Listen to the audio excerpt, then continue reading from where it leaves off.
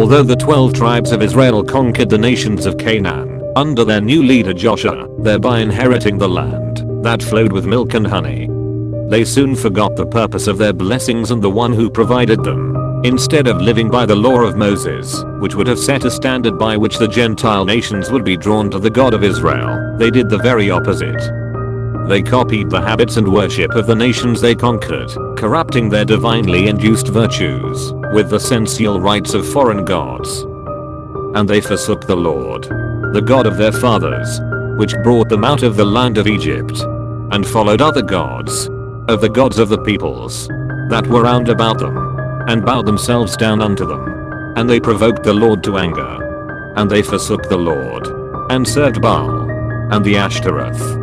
The warnings of Moses were cast aside. I strongly urge the viewer to read the whole of Leviticus chapter 26 and Deuteronomy chapter 28. Coming to us from those distant times, and with the benefit of hindsight in Jewish history, they are seen to be truly remarkable. With the words of God he had warned them. I'm the Lord your God, which brought you forth out of the land of Egypt, that ye should not be their bondmen. But if ye will not hearken unto me, and will not do all these commandments, but break my covenant, they that hate you shall rule over you, and ye shall be delivered into the hand of the enemy. And I will bring the land into desolation, and you will I scatter among the nations. And as for them that are left of you, I will send a faintness into their heart, in the lands of their enemies, and the sound of a driven leaf shall chase them, and they shall flee, and ye shall have no power to stand before your enemies. And ye shall perish among the nations, and the land of your enemies shall eat you up. How undeniably accurate are the words of Moses, when Israel refused to live by the lofty standards of their law, to be witnesses to the Lord of heaven in their land. They became witnesses to him nevertheless, in the lands of their enemies. Here they have been taunted with the words of their own Bible, century after century, including our own recent history, when many among us can testify to the most dreadful fulfillment of those words to date. Looking back over the fortunes of this people, especially during the history of the last 2000 years, which is outlined in later videos, one can only wonder how a humanist could give logical explanation for those remarkable words, without invoking the providence of one higher than man. But were the children of Israel forever to wander homeless among the lands of their enemies, taunted, insulted, hunted, and execrated by all nations? Should Christians forever hurl their unchristian abuse at the people of the book?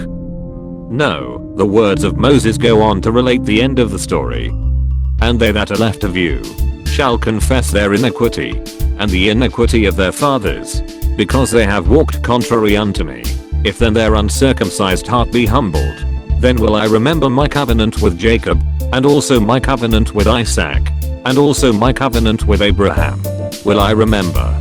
And I will remember the land.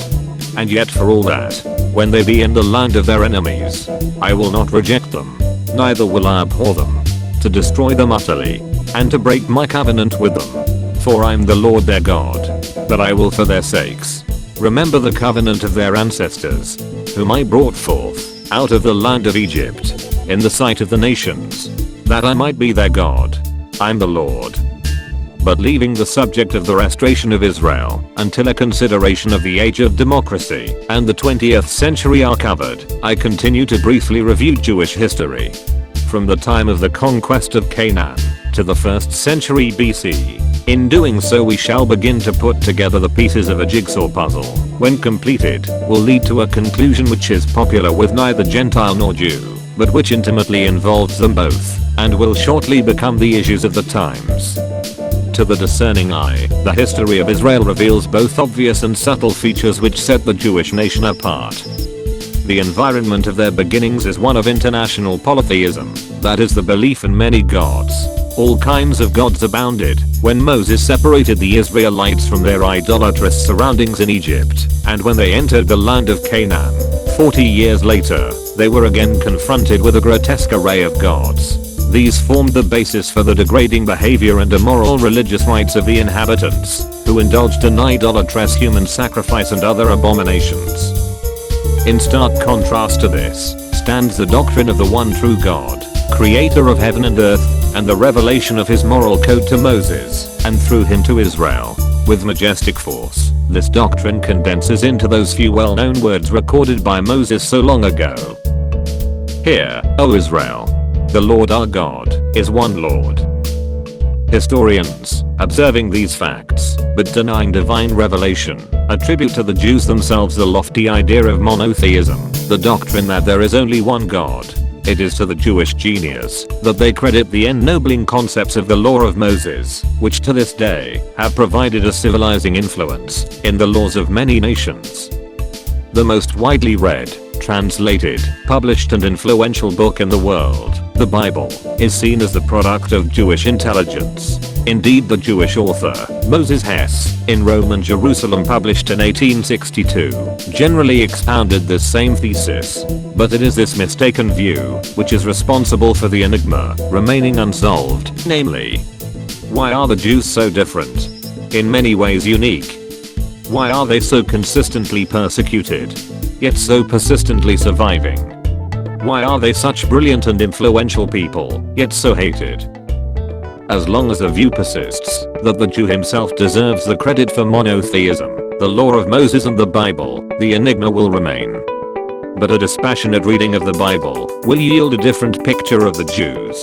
The Jew did not invent monotheism, they did not originate the ideas of the law of Moses, and they are not the authors of the Bible, although the instruments of its production.